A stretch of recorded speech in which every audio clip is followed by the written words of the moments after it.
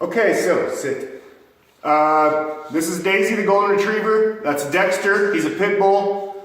This is a unique situation to where Dexter is owned by one of my clients, and his parents own Daisy. So whenever the parents may need to watch Dexter or vice versa, these two dogs have to be kept in separate rooms because they hate each other. When they first brought Daisy in last night, she went over to Dexter's kennel, and immediately they were fence fighting. Meaning he was in the kennel, she was outside the kennel, and they were growling and snapping and barking at each other through the kennel. So, when you're doing this, please don't do this if you don't have a clue what you're doing. But I've had Dexter a while. He's very well behaved. He knows the place command.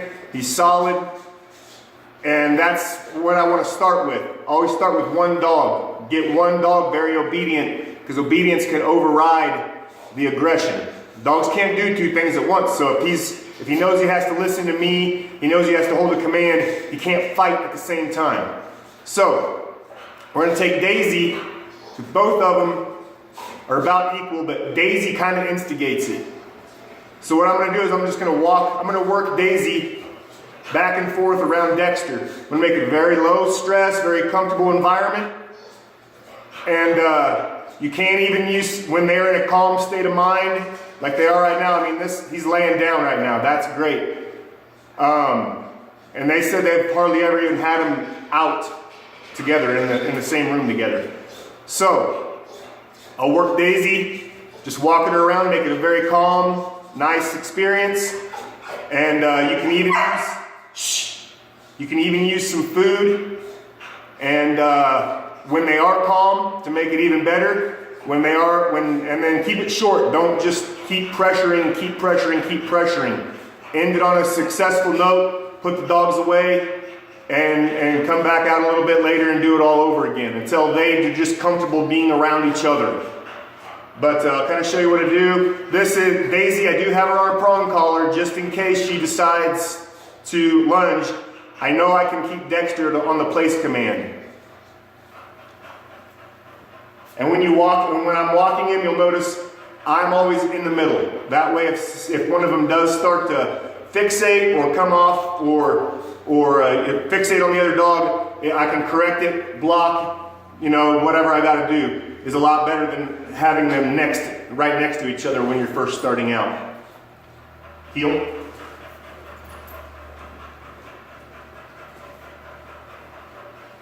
Good. Sit.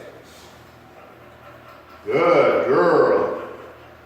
Good boy. No. Sit. Good. Good girl. Good boy.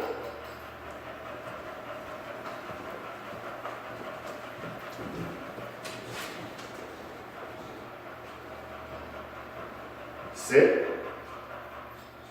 Good girl, Daisy. Now you can't see it from this angle, but she's starting to wag her tail a little bit, which is a good sign. She doesn't have it tucked up underneath her, which she normally would when she's in the presence of Dexter. Her tail's tucked, she's hunched over, and there's a lot of tension builds quick. Good.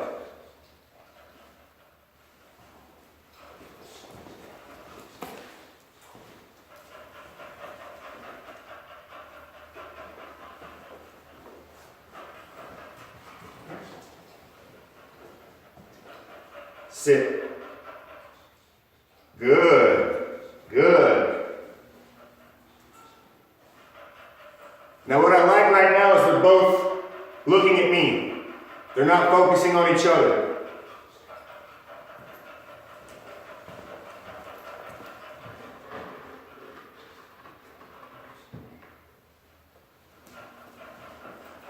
So you can, when you're like this in a nice calm state of mind, they're focused on me. You can use just a little bit of their dog food and hand feed them.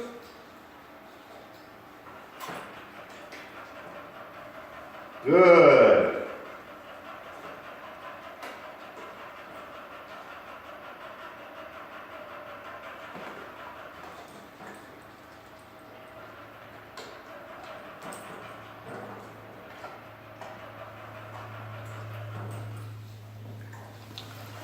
Now I don't want to use a muzzle right now because he's not muzzle conditioned, and I don't want to put something that's gonna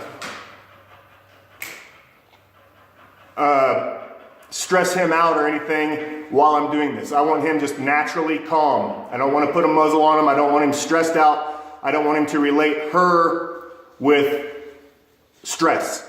So everything just needs to be calm, cool, and collected, and just walk and just, you know, it's very boring, but there's a lot going on actually.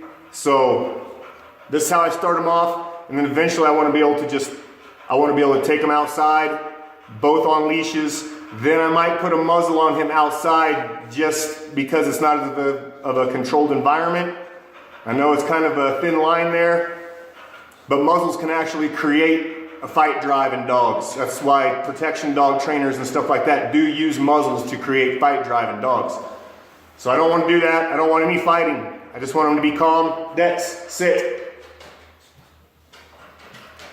I want them to be very calm. And if you have one dog that you work with at a time, get one of them obedient like Dexter is.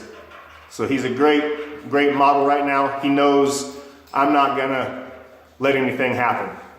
So there's your first step. Well, your first step is to work one dog very well. Get him obedient. Obedience will usually override bad behavior. And then you get the other dog and start gradually incorporating them together. All right, hope that helped, and we will see you later. Toodles.